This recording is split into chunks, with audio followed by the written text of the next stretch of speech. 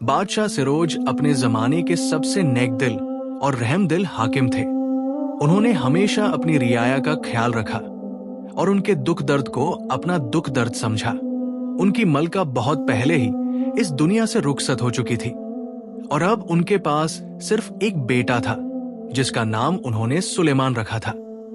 वक्त के साथ बादशाह फिरोज बहुत बूढ़े हो चले थे और उन्हें लगने लगा था कि अब उनके दिन पूरे होने वाले हैं।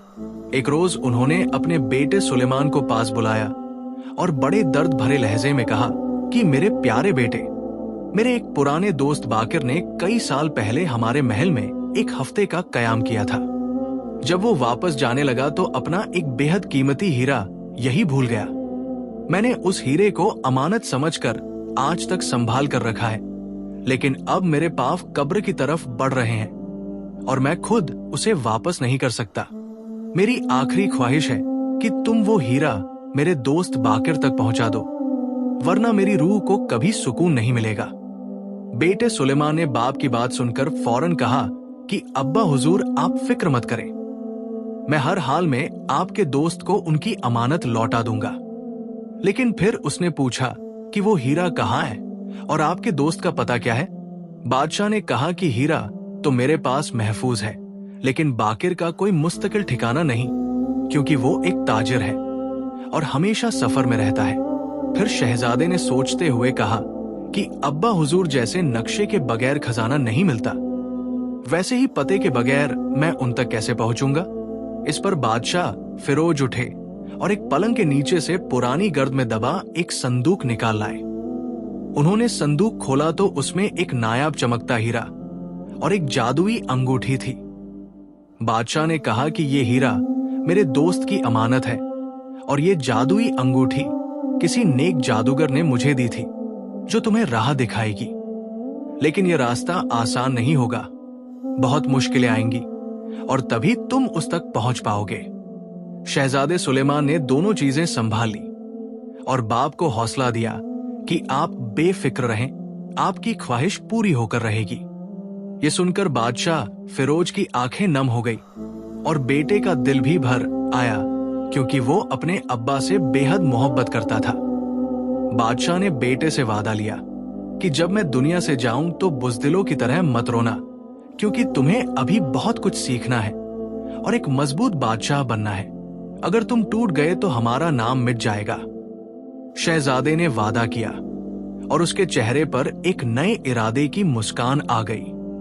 3 दिन भी न गुजरे थे कि पूरे महल में खबर आग की तरह फैल गई कि बादशाह फिरोज इस दुनिया से रुखसत हो गए हैं। रियाया सदमे में थी, क्योंकि ऐसे रहमदिल बादशाह सदियों में एक बार आते हैं। लेकिन शहजादे सुलेमान ने अब्बा का वादा याद रखा और आंसू नहीं बहाए।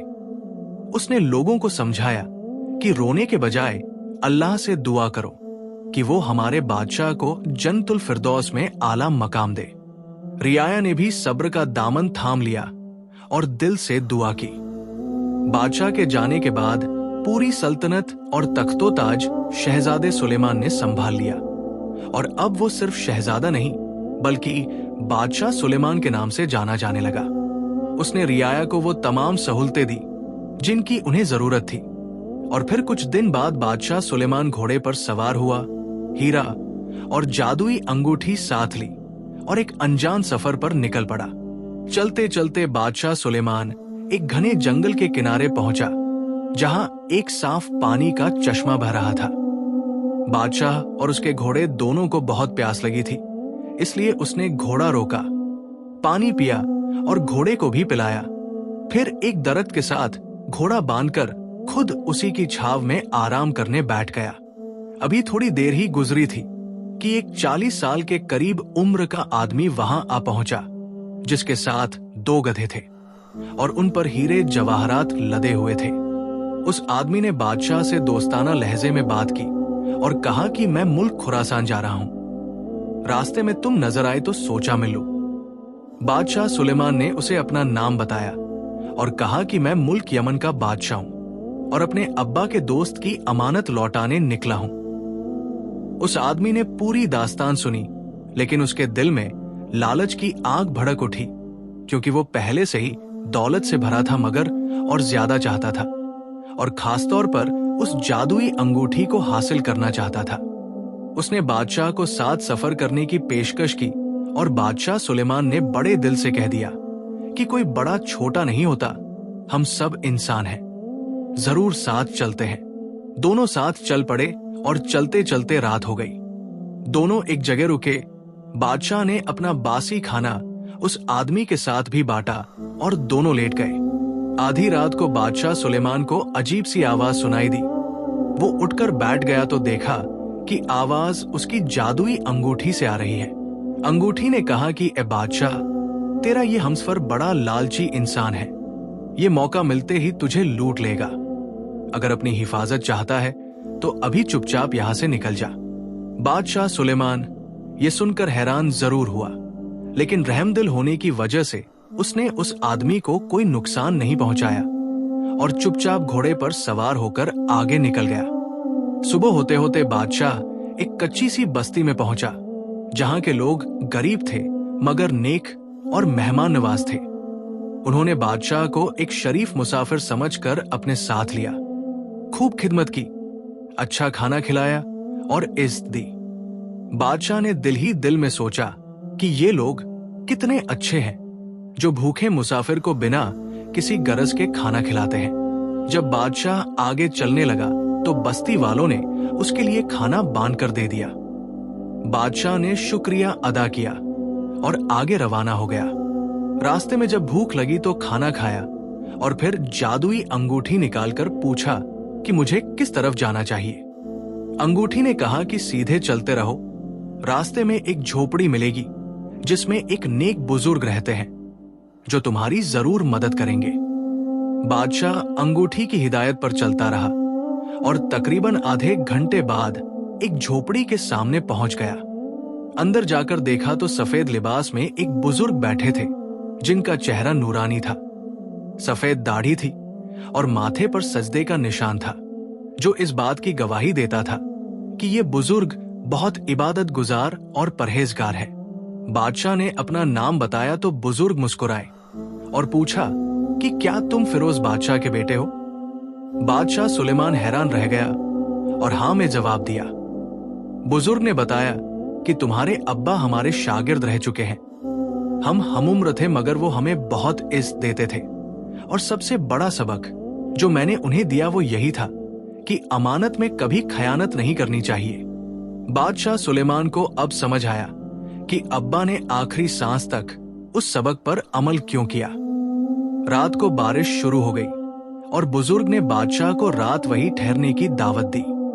अगले दिन जुहर का वक्त हुआ तो दोनों ने मिलकर वजू किया और नमाज अदा की।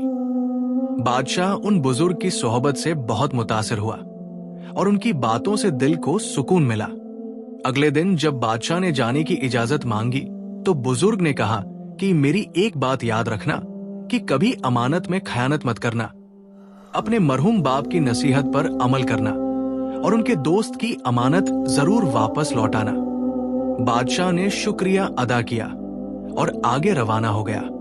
1.5 दिन का सफर तय करने के बाद बादशाह एक ऐसी सल्तनत में पहुंचा जहां का बादशाह बहरोश नाम का एक जालिम और संगदिल हाकिम था।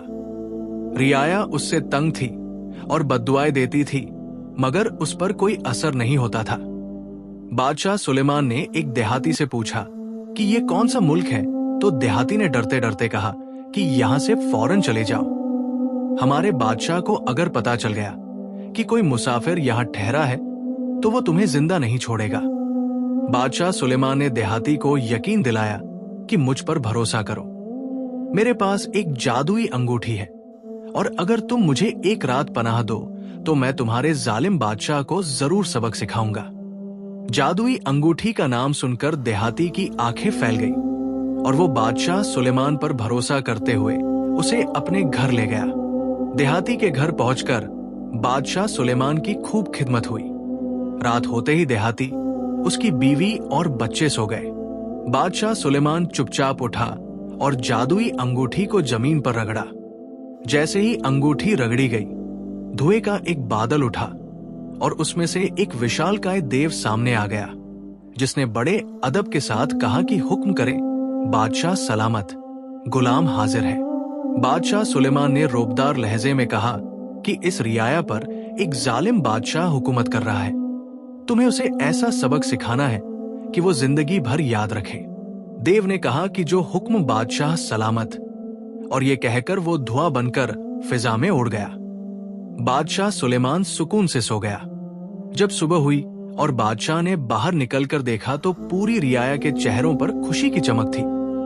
लोग एक दूसरे से हंसकर मिल रहे थे और ऐसा लग रहा था जैसे किसी ने सालों की जंजीरें काट दी हों। बादशाह समझ गया कि देव ने अपना काम कर दिया। देहाती और उसके बीवी बच्चे भी बहुत खुश थे और उन्होंने बादशाह का दिल से शुक्रिया अदा किया। बादशाह ने देहाती से इजाजत ली और आगे सफर पर निकल पड़ा। तभी पीछे से देव की आवाज आई कि मैंने आपका काम कर दिया मेरे आका। बादशाह ने पीछे मुड़कर देखा तो देव फिजा में उड़ रहा था। बादशाह ने कहा कि वाकई तुमने जो काम किया वो तारीफ के लायक है।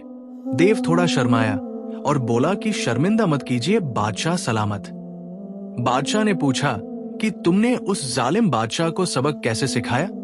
देव ने बताया कि बादशाह सलामत मैं उस जालिम के पास गया, उसे सोते हुए उठाकर एक वीरान और खौफनाक जगह ले गया और अपना गुलाम बना लिया।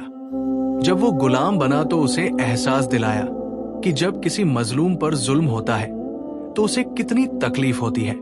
वो रो रो कर माफी मांगने लगा तो मैंने कहा कि एक शर्त पर माफ करूंगा कि आगे से कभी रियाया को तंग नहीं करोगे और उन्हें खुश रखोगे। उस डरपोक बादशाह ने फौरन वादा किया और मैंने उसे छोड़ दिया। बादशाह सुलेमान ने एक बार और देव को शाबाशी दी और कहा कि अब वापस अंगूठी में चले जाओ। देव ने कहा जो हुक्म और धुआं बनकर गायब हो गया। बादशाह तेजी से आगे सफर करने लगा। कुछ देर बाद प्यास लगी तो रास्ते में एक कुआं नजर आया। बादशाह ने घोड़ा रोका और कुएं से पानी निकालकर पिया, लेकिन जैसे ही पानी पिया चक्कर आने लगे और बादशाह वही बेहोश होकर गिर गया। जब होश आया तो खुद को एक अंधेरी कोठड़ी में पाया जहां और भी कई लोग परेशान हाल बैठे थे और कुछ बेहोश पड़े थे। बादशाह ने पास बैठे एक आदमी से पूछा कि ये जगह कौन सी है, तो उसने कहा कि मुझे नहीं पता, मैं अपने भाई के घर जा रहा था कि रास्ते में एक कुएं से पानी पिया और बेहोश हो गया। होश आया तो यहां था। ये सुनकर बादशाह सुलेमान को सब याद आ गया। उसने फौरन जादुई अंगूठी निकाली और जमीन पर रगड़ी। देव सामने आया तो बादशाह ने हुक्म दिया कि हम सबको इस कैद से आजाद करो। देव गायब हुआ और जब वापस आया तो वो अंधेरी कोठड़ी वहां से गायब हो चुकी थी और सब लोग एक खुली जगह पर थे। बादशाह ने देव को वापस अंगूठी में जाने का हुक्म दिया और देव गायब हो गया। वहां मौजूद तमाम लोग बादशाह के बहुत शुक्रगुजार थे। उनके चेहरे खुशी से चमक रहे थे और वो बार बार बादशाह की तारीफें कर रहे थे, जिसके जवाब में बादशाह सिर्फ मुस्कुराता रहा। फिर बादशाह ने अंगूठी से पूछा कि मेरा घोड़ा कहाँ है, तो अंगूठी ने बताया कि सामने जो दरख्त खड़ा है उसके पीछे आपका घोड़ा घास चर रहा है। बादशाह जैसे ही उस दरख्त के करीब गया तो घोड़े ने बादशाह को देखकर खुशी से हिनहिनाना शुरू कर दिया। बादशाह ने प्यार से घोड़े को थपकी दी और उस पर सवार हो गया। कई घंटों का सफर तय करने के बाद बादशाह एक टूटे फूटे मकान के करीब पहुंचा। दरवाजा खुला था, इसलिए बादशाह बिना झिझक के अंदर दाखिल हो गया। अंदर जाकर देखा तो एक बूढ़ा बीमार आदमी चारपाई पर पड़ा करा रहा था और उसकी हालत देखकर लगता था कि जैसे ये अभी दम तोड़ देगा। बादशाह ने करीब जाकर बूढ़े को संभाला और उसके लिए पानी लाया। बूढ़ा बादशाह को गौर से देखने लगा। बादशाह ने अंगूठी निकाली और पूछा कि ए जादुई अंगूठी बताओ कि ये बूढ़ा आदमी कौन है। अंगूठी से आवाज आई कि ए बादशाह सलामत, यही वो शख्स है जिसे तुम ढूंढते ढूंढते यहां तक आए हो। यही तुम्हारे अब्बा के दोस्त बाकिर है। ये सुनकर बादशाह सुलेमान की आंखें नम हो गई और उसका दिल भर आया। उसने फौरन वो कीमती हीरा निकाला और बाकिर के हाथ में रख दिया और कहा कि मेरे अब्बा फिरोज बादशाह ने ये आपकी अमानत मेरे हाथ भेजी है। हीरा देखकर बाकिर की आंखों में आंसू आ गए और उसने कांपती आवाज में कहा कि बेटे फिरोज बहुत नेक इंसान था। मैंने सोचा भी नहीं था कि इतने सालों बाद भी कोई इतनी छोटी सी अमानत को याद रखेगा। अल्लाह तुम्हारे अब्बा को जन्नत में आला मकाम दे। बादशाह सुलेमान ने बाकिर की तीमारदारी की, उसके लिए खाने पानी का बंदोबस्त किया, और जब बाकिर की तबीयत कुछ बेहतर हुई तो उसने बादशाह सुलेमान को ढेरों दुआएं दी। बादशाह ने बाकिर से रुखसत ली और वापस अपनी सल्तनत की तरफ रवाना हो गया। इस सफर ने उसे बहुत कुछ सिखाया था। लालच का अंजाम, नेकी का बदला, अमानत की अहमियत और सब्र का फल। जब बादशाह सुलेमान वापस अपने महल पहुंचा तो रियाया ने उसका शानदार इस्तकबाल किया और बादशाह ने अपनी पूरी जिंदगी अपने अब्बा की नसीहतों पर अमल करते हुए इंसाफ और रहमदिली के साथ हुकूमत की। दोस्तों, ये कहानी हमें ये सबक देती है कि अमानत में कभी खयानत मत करो, क्योंकि अमानतदार इंसान को अल्लाह कभी जाया नहीं करता और लालच हमेशा इंसान को तबाही की तरफ ले जाता है। ऐसी ही सबक आमोज कहानियां सुनने के लिए हमारे चैनल इरफान न्यूरल को सब्सक्राइब करें और अपने प्यारों के साथ ये कहानी जरूर शेयर करें।